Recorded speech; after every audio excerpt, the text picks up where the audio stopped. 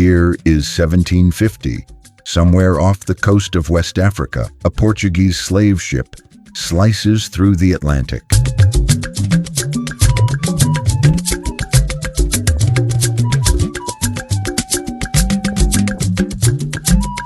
Below deck, in the pitch-dark hull of the vessel, hundreds of African captives are chained together, trembling, praying, remembering.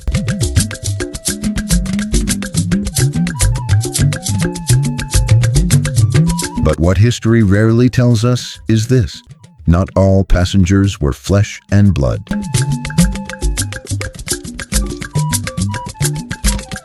Among them traveled spirits, gods, Orishas, Loa, in silence, hidden in heartbeats and ancestral songs. Divine forces crossed the ocean too. A young boy named Olu, just 12, lays shackled next to his mother. His eyes are swollen shut from salt and tears, but his mind drifts back to his village in Yoruba land. He remembers a festival from just weeks before. The beating drums for Ogun, the war god, the masked dancers spinning in ecstasy, the taste of palm wine offered to the ancestors. He remembers how the air felt alive, thick with presence, as if the gods themselves had come down to dance. His mother had whispered to him, "Never forget them. They'll walk with you no matter where you go." Now, in the belly of a floating prison, those words become his only anchor. Across the Atlantic, the world awaited these stolen souls with whips and chains. But the gods had other plans. What colonial records failed to erase is that these African deities did not die on the voyage. They transformed, they adapted. Disguised in new languages, hidden behind Catholic saints, they survived. The drums may have fallen silent in the fields, but the rhythm never stopped beating in the hearts of the enslaved. Where violence tried to erase memory, ritual became resistance. And from that resistance, new spiritual traditions were born. Vodou in Haiti, Santería in Cuba, Candomblé in Brazil. These weren't mere superstitions clung to in desperation. They were systems of power, identity, and survival. Through them, African cosmologies were rerouted in foreign soils. Spirits were renamed, reimagined, and reinvoked in secret ceremonies under moonlight. Each chant, each offering, each sacred symbol was a declaration. We are still here, and so are our gods. But how, exactly, did these deities endure such unimaginable horror? How did Ogun cross the Atlantic in the mind of a child? How did Yemaya, goddess of the ocean, watch over her people as they were thrown into her depths? What does it mean for a god to migrate, to be taken but never conquered? These are the questions this story will explore, because to understand the survival of African gods in the diaspora is to understand a deeper kind of history. One not written in books, but whispered in ritual. It is to witness the endurance of spiritual power that refused to die, even when its people were told they had no soul. As we trace this spiritual journey from the shores of West Africa to the sugar plantations of the Caribbean and the temples of Brazil, we will uncover how these divine beings transformed the world, and how, centuries later, they are still alive in dance, in prayer, in rebellion. This is not just a story of loss and pain. It is a story of transcendence, of spirits that sailed with the wind and anchored in the hearts of millions, of gods who crossed oceans, survived empires, and are now rising again. Welcome to the hidden power of Santería, Vodou, Candomblé, and more. The gods are calling, and they have never been silent. When the chains came off at the edge of the New World, they weren't replaced with freedom. Instead, the enslaved stepped into another kind of captivity, one designed not only to break their bodies, but to erase their memory, their culture, and their gods. Plantation owners and colonial priests worked hand in hand to convert Africans to Christianity, often by force. The rituals, songs, and languages they carried were declared evil. The Orishas and Loa were labeled demons. But the spirits, just like the people who bore them, refused to disappear. They simply put on new masks. In Cuba, enslaved Yoruba people looked at statues of Catholic saints and saw reflections of their own gods. They saw Yemaya, the goddess of the ocean, in the Virgin Mary. They saw Shango, the thunderous god of fire and justice, in Saint Barbara. This was not surrender. It was strategy. This fusion of Catholic and Yoruba elements birthed Santeria, also called La Regla de Ocha, a religion where gods walked disguised, their names spoken softly in secret ceremonies behind closed doors. The enslaved would attend Mass by day and invoke the Orishas by night. What looked like Christian devotion to the colonizers was, in truth, a revolutionary act of spiritual preservation. Meanwhile, across the Caribbean Sea, in the French colony of Saint-Domingue, modern-day Haiti, a different but equally powerful transformation was taking place. Africans from Dahomey, Congo, and Yoruba backgrounds were thrown together, forced to rebuild their spiritual worlds from fragments. What emerged was Vodou, a deeply syncretic and resilient religion, where the spirits known as Loa continued to guide, protect, and inspire resistance. Papa Legba, guardian of the crossroads, became the first spirit called in every ceremony, his image sometimes cloaked in St. Peter or St. Lazarus. In Brazil, the story echoed once more.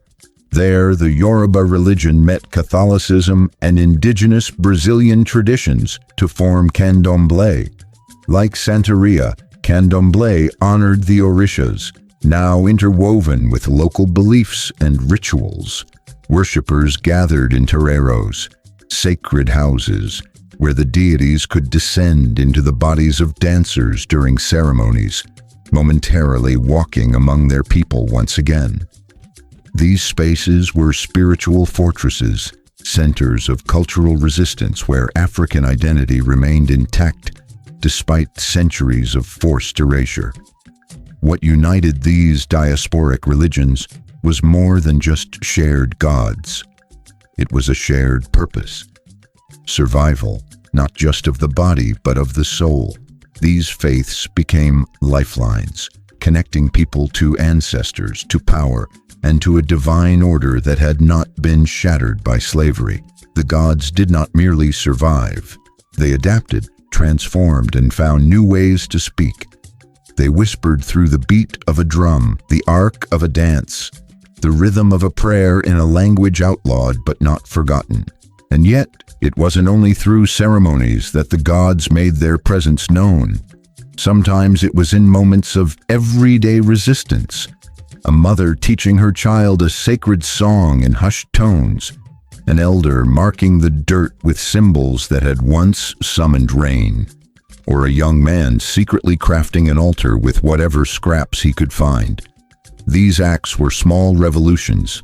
In them, the gods lived on. The enslaved were never allowed to build temples, so they made temples of their bodies, their stories, their songs. Through Santeria, Vodu, and Candomblé, they encoded entire cosmologies into rituals that seemed invisible to the colonial eye. This invisibility became their greatest weapon. The gods had not been defeated. They were hiding in plain sight. These religions were not relics of a forgotten world. They were blueprints for survival in a hostile one. And over time, what began as hidden resistance grew roots, deep, unbreakable roots, in the soils of Cuba, Haiti, and Brazil. Today, millions still follow these paths, honoring the same gods who crossed oceans in chains but arrived as kings. In the brutal landscape of 18th century Saint-Domingue, the most profitable colony in the world, the soil was soaked not just with sugar, but with blood. Enslaved Africans were worked to death under the blazing sun, beaten, starved, and stripped of their names and histories. But beneath the surface of this violence, something powerful was rising, something born of fire, spirit, and resistance. That something was Vodou. Vodou, often misunderstood and sensationalized, was never about curses or dolls. It was about connection to ancestors, to the divine, and to the inner strength needed to endure the unendurable. For the enslaved in Haiti, Vodou was both sanctuary and sword. It gave structure to suffering, names to the forces of nature, and a purpose to pain. Its pantheon of spirits, the Loa, embodied qualities that were deeply human yet supremely powerful. There was Ezili Dantor, the fierce mother warrior, protector of the broken and the enraged. There was Ogun, the spirit of iron and revolution, and most crucially, there was Papa Legba, guardian of the spiritual crossroads, who had to be honored before any other spirit could enter. On the night of August 14th, 1791, in a dense forest called Bois Caiman, hundreds of enslaved Africans gathered in secret. They came barefoot, bearing torches and offerings. They sang in forgotten tongues and danced until their feet bled. At the center of the gathering was a priestess, or mambo, and a priest, or hungan.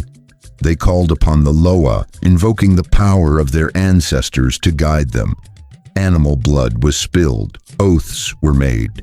A prophecy was spoken, the time for revolution had come. This was not just a political meeting. It was a sacred ritual. The Haitian Revolution, the only successful slave revolt in modern history, was ignited through a Vodou ceremony.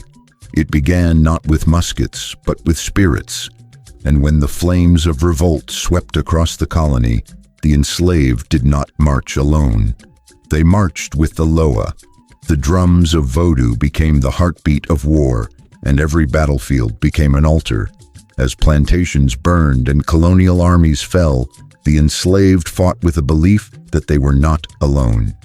The spirits were with them. Freedom was not just a human right, it was a divine decree. Throughout the revolution, Vodou remained the spiritual backbone of the rebellion. It gave people courage when death was certain. It gave them visions when strategy failed. Leaders like Duddy Boukman, a Vodou priest himself, were revered not only for their command, but for their spiritual power. Even after his death, his name became a symbol of unyielding resistance. His voice, like that of the Loa, continued to echo in every act of defiance. But Vodou's power did not end with independence. After Haiti declared itself a free black republic in 1804, the first of its kind, Vodou remained deeply woven into the fabric of Haitian identity. It was no longer just a tool for survival. It was a symbol of sovereignty. Despite efforts by European powers and even some Haitian elites to demonize and suppress it, Vodou endured. It remained a religion of the people, raw, resilient, and sacred. Yet even as it empowered, Vodou was feared. Colonizers recognized something that many still fail to see. Vodou is a theology of liberation. It teaches that every person holds divine potential, that the spirits are not distant gods on a throne, but forces that walk with us, speak through us, and fight beside us. In Vodou, the body is not a vessel to be punished, but a temple to be honored. This was radically dangerous in a world built on black dehumanization. Over time, the Western world would distort Vodou into a caricature, turning it into horror stories and spectacle. But the truth is far more profound. Vodou is not darkness, it is light carried through darkness. It is a spiritual language crafted under whips, yet powerful enough to topple empires. And this truth is what still pulses in Haiti today. From Port-au-Prince to the mountain villages, Vodou ceremonies continue to honor the spirits who brought freedom. Drums still summon the Loa. Songs still praise the ancestors. And when the people dance, they remember not just the revolution, but the divine power that made it possible. The Haitian Revolution did not succeed despite Vodou. It succeeded because of it. Through spirit and ceremony, faith and fire, enslaved Africans called down the gods and rose up as gods themselves. In the legacy of Vodou lies a profound lesson. When people reclaim their spirit, they reclaim their power. And when the gods walk with the oppressed, even the mightiest empires can fall. Far from the mountains of Haiti and the fires of revolution, another transformation was unfolding. In the sugar fields of Cuba and the vibrant streets of Salvador, Brazil, African spirits were not only surviving, they were adapting, shape-shifting, finding new ways to walk among their people. Here, the Orishas of the Yoruba were not just remembered, they were reborn, clothed in Catholic robes, renamed but never forgotten. Santería and Candomblé emerged not as diluted echoes of African religion, but as new branches on an old tree, alive, complex, and fiercely sacred. In Cuba, Yoruba traditions took root among enslaved people from what is now Nigeria. These people brought with them a divine cosmology, gods who governed everything from rivers to lightning, ancestors who walked beside the living, rituals that could open doors between worlds. But under Spanish Catholic rule, these practices had to go underground. The Church forbade African religions, branding them heretical and barbaric, so the Yoruba gods put on masks. Yemaya, Mother of the Seas, became Our Lady of Regla. Legba, the divine trickster and opener of roads, was linked to Saint Anthony. Shango, god of thunder, thundered on through St. Barbara. This was not capitulation, it was camouflage. Santería, or La Regla de Ocha, grew from this fusion. It was a system of deep spiritual knowledge, encoded in rituals, divination, herbal medicine, and music. Practitioners known as santeros and santeras built altars to both saints and orishas, knowing full well that the two were one and the same. They fed the gods with offerings of fruit, candles, and animal sacrifice. They spoke in the sacred language of Lukumi, a liturgical remnant of Yoruba preserved across generations, and they danced, not as performance, but as invocation. In the ceremonies called Toques de Santo, the Orishas came down to possess their chosen ones, riding their bodies like horses, speaking through them, healing, warning, blessing. These moments were electrifying, terrifying, divine. Across the Atlantic in Brazil, a similar story unfolded. In the coastal city of Salvador, Bahia, Yoruba traditions met other African spiritual lineages, Bantu, Fon, Ewe, and fused with indigenous and Catholic elements to create Candomblé. Like Santería, Candomblé hid in plain sight. Its deities, also called Orishas, were syncretized with saints, its rituals disguised as folk festivals. But behind the masks, the old powers thrived.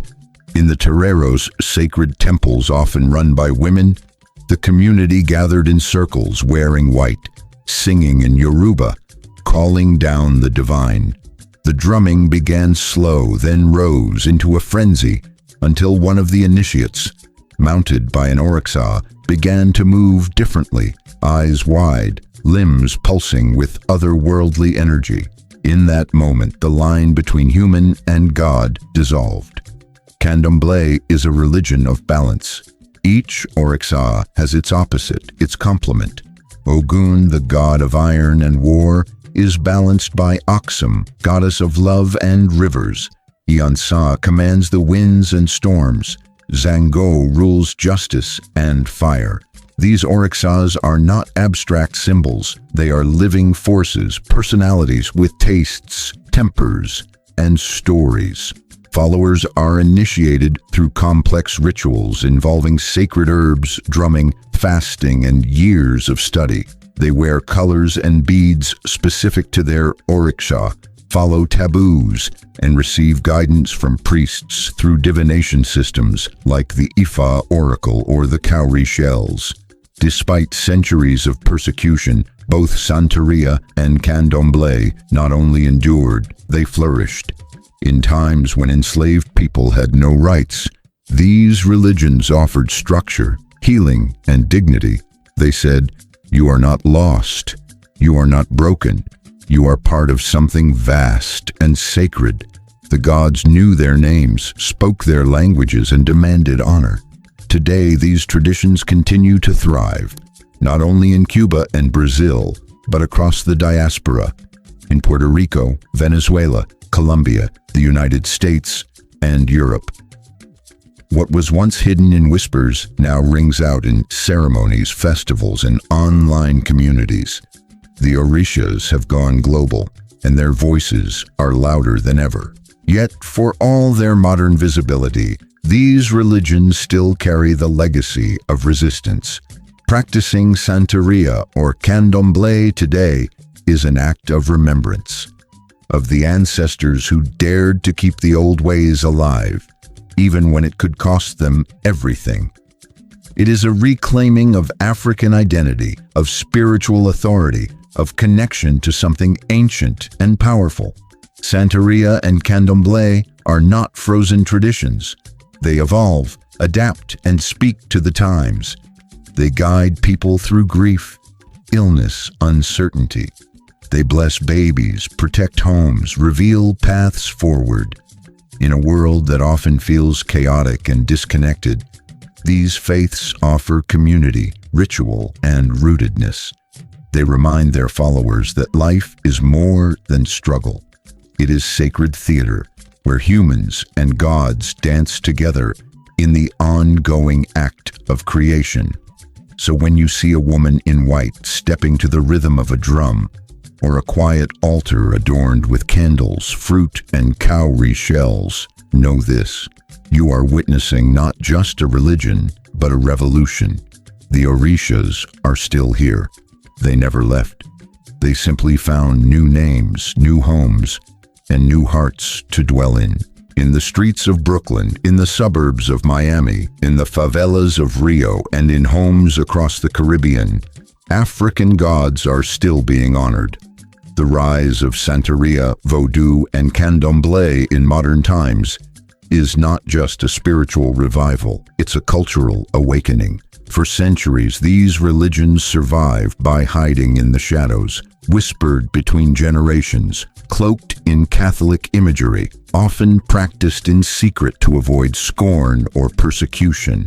But now they are stepping into the light, unapologetically reclaiming space, voice, and visibility. In an era hungry for authenticity and ancestral wisdom, more people are turning to these faiths to find roots in a world that feels increasingly rootless. In major cities throughout the Americas, spiritual houses that once operated discreetly are now recognized as community centers, offering guidance, healing, and cultural pride. Young people, especially those of Afro-descendant heritage, are rediscovering the power of their ancestors' deities. They are learning the names of the Orishas, lighting candles to Legba, attending drum ceremonies not just out of curiosity, but out of devotion. In the face of systemic racism, alienation, and generational trauma, African diasporic religions provide not just comfort, but empowerment. They say, "You come from a people who walked with gods, who endured the unimaginable and still sang to the sky." Part of this resurgence is deeply tied to identity. For generations, colonization and Western religion told Afro-descendant people that their traditions were demonic, their spirituality inferior, their ancestors to be forgotten. That wound runs deep, but through Santeria, Vodu, and Candomblé, that wound is being healed. These religions offer not only spiritual tools, but a sense of pride and connection. They tell a different story, one in which Africa is not just a place of suffering, but a source of profound wisdom and divine energy. Pop culture, too, has played a surprising role in this revival. Beyoncé's Lemonade, with its visual references to Yoruba deities like Oshun, brought millions into contact with African spirituality, sparking widespread curiosity and conversation. In films, fashion, and music, symbols once deemed taboo now radiate power and allure. But this visibility also brings responsibility. Practitioners remind the world that these are living traditions, not aesthetics, to be borrowed without understanding. They are sacred systems with rules, ethics, and deep meaning. At the same time, more people are being initiated into these paths than ever before. In cities like New York, Los Angeles, and São Paulo, Babalawos, Mambos, and Mais de Santo guide initiates through rigorous training and ceremonies. These are not casual affiliations. They require sacrifice, discipline, and lifelong commitment. Offerings are made. Oaths are taken. The spirits are consulted. The journey is personal, yet profoundly communal. It is a return, not just to African spirituality, but to a deeper sense of belonging.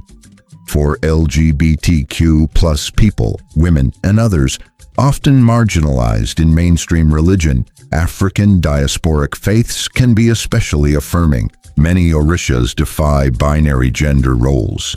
Many ceremonies honor the divine feminine in powerful ways. Unlike rigid doctrines that exclude, these religions embrace fluidity and complexity. They make space for all those seeking a spiritual home that honors who they truly are.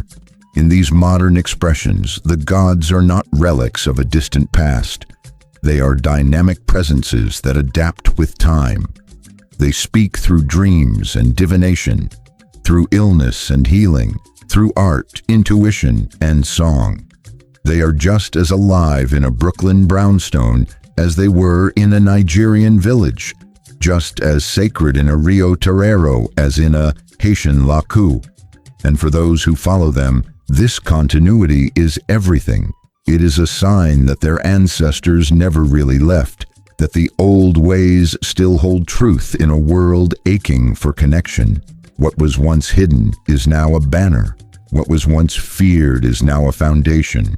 The gods who crossed oceans in chains now walk proudly in the streets of the Americas, and their followers, bold, diverse, and devoted, are ensuring that their voices are not just heard, but celebrated.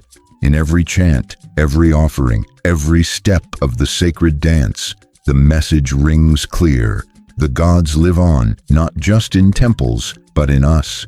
The journey of the African gods through the diaspora is more than a tale of survival. It is a testament to spiritual brilliance, cultural resilience, and divine defiance. From the decks of slave ships to the back rooms of plantations, from whispered prayers in forbidden tongues to full-throated ceremonies beneath the moon, these deities have moved through history as both witness and guide. They have endured empires, outlived colonizers, and transcended borders, not as forgotten relics of a bygone world, but as living, breathing powers that continue to shape lives and communities today. They were never truly lost. Even in the darkest chapters, when names were stripped and languages buried, the gods found new ways to speak. Through dreams, through rhythm, through flame. They rode in the bodies of dancers. They echoed in the beat of drums. They hid in the faces of saints. And now, centuries later, they are re-emerging, boldly and without disguise. The religions they inspired, Santería, Vodou, Candomblé, are not just spiritual systems. They are archives of memory, of grief and joy, of identity and resistance. They are the sacred blueprints of a people who refused to forget who they were, no matter how violently the world tried to make them forget. In these traditions, ancestors are honored, Orishas are revered, and the divine is understood as deeply personal, communal, and alive. To learn about these gods is to honor those who carried them, in silence, in ritual, in rebellion. To speak their names today is to undo erasure, to reclaim history, and to remember that there is still sacredness in the struggle. And to follow their paths is to walk with something ancient and powerful at your side, whispering that you are never alone. If this story moved you, challenged you, or opened a door you didn't know you were looking for, I invite you to become part of this conversation. Share this video with someone who needs to hear it. Drop a comment with your thoughts or questions. Your voice matters here. And if you want to keep exploring the hidden stories of history and spirit, hit that subscribe button and like this video, because the journey isn't over. The gods are still speaking, and we've only just begun to listen.